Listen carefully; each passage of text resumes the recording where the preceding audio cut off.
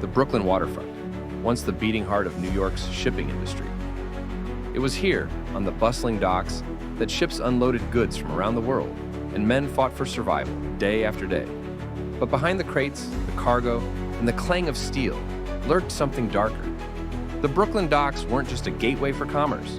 They were a battleground, a bloody battlefield where the Irish mob and the Italian Mafia fought tooth and nail for control. A war of fists, knives, bullets, and betrayal that would shape organized crime in America for decades to come. This is the story of the bloody battle for the Brooklyn docks, where the Irish mob met the Mafia, and neither side would ever walk away the same. The story of this conflict begins in the early 20th century, when Brooklyn's waterfront was one of the busiest in the world. The piers stretched for miles, each one loaded with goods that needed to be unloaded, moved, and guarded. Whoever controlled the docks didn't just control labor. They controlled money, power, and opportunity. And that control was worth killing for. For years, it was the Irish mob that held sway on the docks.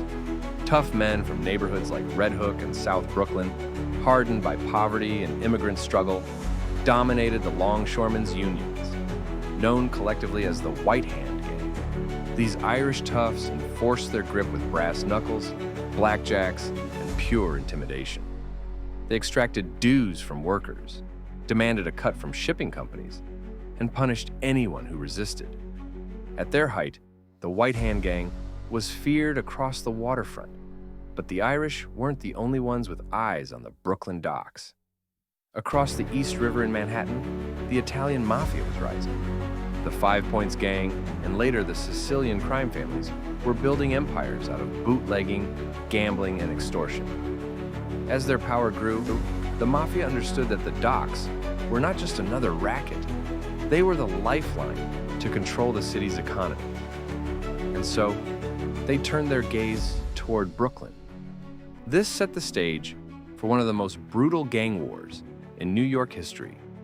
The Irish White Hand Gang, led by brutal figures like Dinny Meehan, Richard Pegleg Lonergan, and William Wild Bill Lovett, stood on one side. On the other side were the Italians, men like Frankie Yale and later Al Capone, who began his career working under Yale. Both sides were young, ruthless, and determined to hold the waterfront by any means necessary. Dinny Meehan, one of the most infamous Irish gang leaders, was known for his iron grip on the docks in the 1910s. Meehan's reputation was built on fear.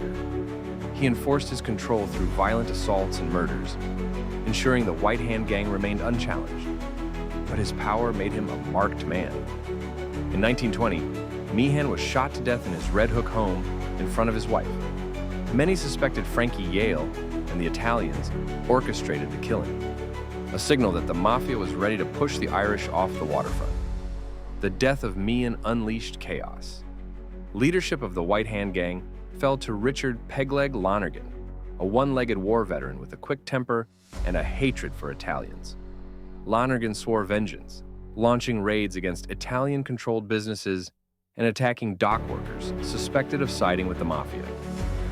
For a time, the Irish fought fiercely to keep their hold on Brooklyn's piers, but the Italians were growing stronger. Frankie Yale, a Sicilian mobster with connections to Chicago, and Al Capone began moving in on the longshoremen's unions. He had money, soldiers, and a growing reputation for violence. Yale's men began muscling into the docks, offering protection to shipping companies and punishing those who resisted with brutal efficiency. The Irish fought back, but they were fighting a losing battle. Their numbers were dwindling, and unlike the Italians, they lacked the organizational structure and national connections that would eventually define the Mafia. The climax of the Irish-Italian feud came on Christmas Day, 1925. Lonergan and his men entered the Adonis Social Club, an Italian stronghold in South Brooklyn, for what was supposed to be a truce. Instead, it was a massacre. Gunmen opened fire, killing Lonergan and two of his closest allies.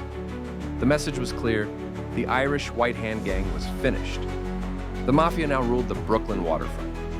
With the death of Lonergan, the remnants of the White Hand Gang scattered. The Italians, led by Yale and later by the likes of Joe Adonis and Albert Anastasia, cemented their control over the docks. Through the International Longshoremen's Association, They infiltrated the unions, controlled hiring, and siphoned millions through kickbacks, bribes, and smuggling. The Irish had been erased from the docks, but their legacy remained. A bloody reminder of how immigrant gangs fought for power in a city that offered little mercy. The Italian Mafia, by contrast, would go on to dominate organized crime in America for decades, with the docks as one of their most profitable strongholds. The battle for the Brooklyn docks wasn't just about control of a few peers. It was about the future of organized crime in America. It was about the passing of the torch from one immigrant group to another, as the Mafia rose from the shadows to become the most powerful criminal organization in the nation. But the Irish never truly disappeared. In Boston, Chicago, and elsewhere, Irish mobs remained powerful in their own right. Yet in New York, the docks became the Mafia's kingdom, a place where every crate unloaded meant another dollar in their pockets, another notch in their empire. The story of the Irish mob versus the Italian Mafia on the Brooklyn docks is a story of blood, betrayal, and survival. It is a reminder that organized crime is as much about opportunity as it is about violence. The docks represented both, and whoever controlled them controlled the city. So the next time you think about New York's Mafia history, remember that before the Mafia ruled the piers, the Irish fought and died for them. And in the end, their downfall paved the way for the rise of Cosa Nostra.